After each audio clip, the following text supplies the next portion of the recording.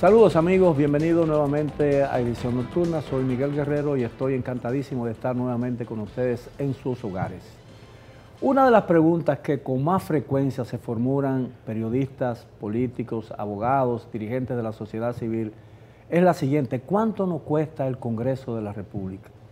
¿Qué vale la pena destinar tanto dinero del presupuesto de la República con tantas necesidades que existen en el orden social, económico, político, en la salud pública, en la educación, para mantener un Congreso que, a juzgar de muchos, no desempeña cabalmente su misión? Vamos a hablar de ese tema. ¿Qué nos cuesta el Congreso y por qué es tan importante un Congreso en una sociedad democrática?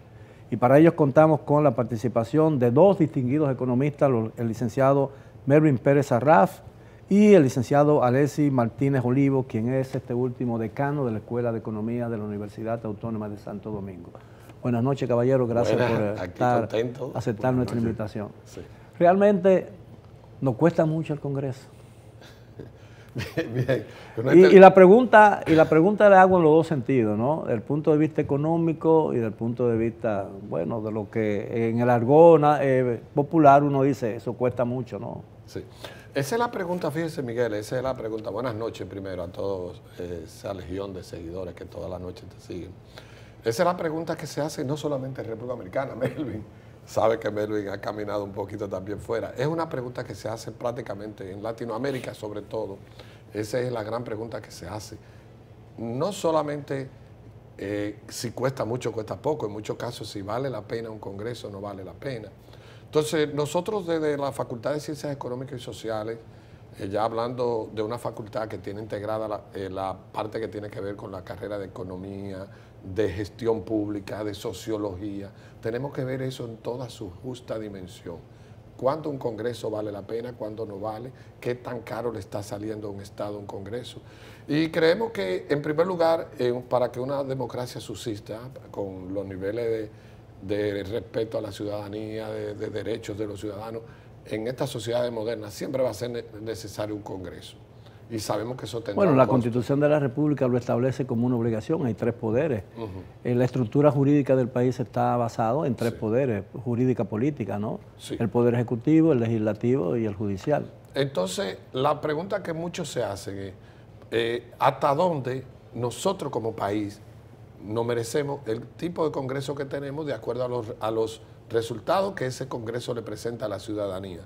Porque fíjate, a veces un Congreso te puede salir costoso, y si ese Congreso le está trayendo a la ciudadanía que una verdadera representatividad, que es uno de los objetivos básicos de un Congreso, si está legislando de manera positiva para la mejoría de la calidad de vida de los ciudadanos, si además de eso está jugando su rol de fiscalizador de los funcionarios públicos con su máximo esplendor, por así decirlo, la gente no se va a preocupar tanto si cuesta poco mucho o cuesta poco. Entonces, lo que tenemos que entrar, y para eso estamos aquí, en analizar toda esta noche, ¿verdad? Esta noche, en esta hora, la realidad nuestra con relación puede ser a otro país. Ahora, toda buena comida cuesta mucho, ¿no? Sí. Dicen que la democracia es cara. Sí. De todas maneras, el Congreso es el primer poder del Estado. Así es.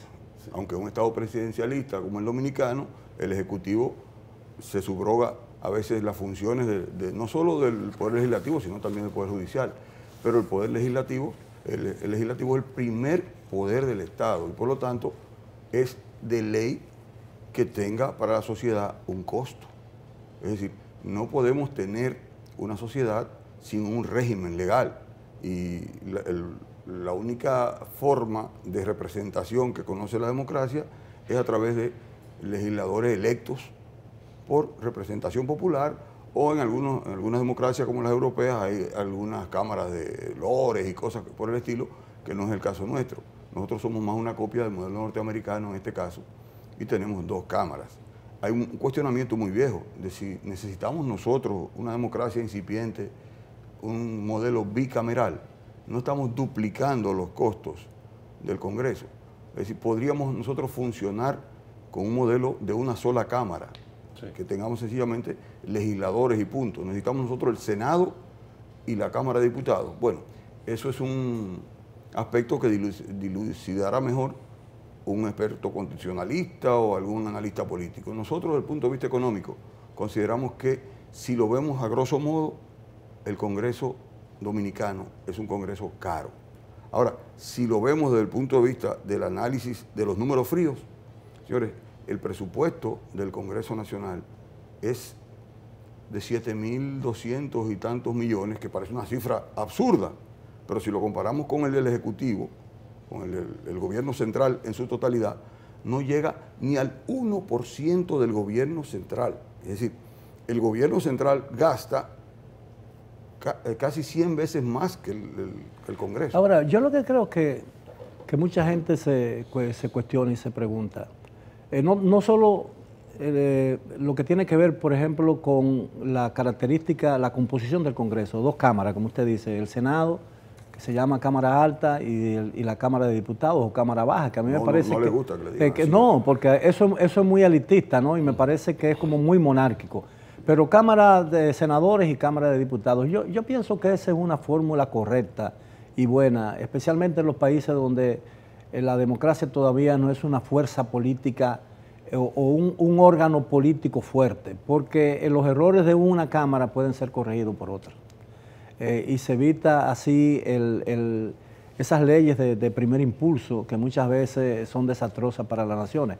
Ahora bien, yo lo que creo que mucha gente se pregunta con mucha frecuencia es si el Congreso no ha estado creciendo, no se ha estado hipertrofiando más de la cuenta, es decir, porque cada día tenemos más diputados, cada día tenemos, incluso hay una propuesta ahora para seguir fraccionando el territorio político nacional para crear más senadurías. Sí, en lo personal, es una muy buena pregunta, don Miguel.